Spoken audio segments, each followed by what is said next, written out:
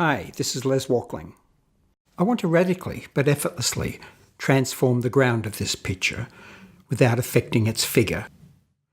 Importing the image into 3D Look Creator using the LAB color model shows how few control points LAB devotes to subtle pastel colors.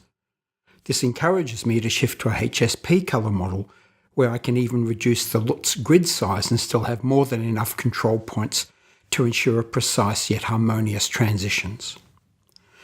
Asymmetrically gamut compressing the image to radically change its mood, in this case towards an aged patina, while also identifying and preserving key areas, such as the red in the costume and the blues in the water, is effortlessly achieved with 3D Look Creator's AB Grid tool.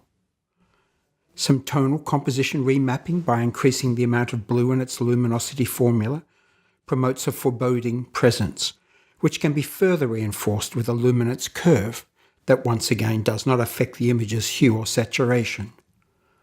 To further refine the effect, a mask based on the image's distribution of warm and cool colours, where I reduce the effect in the warmest reds, while also restoring the indigo blues in the foreground flagstones, completes this effect.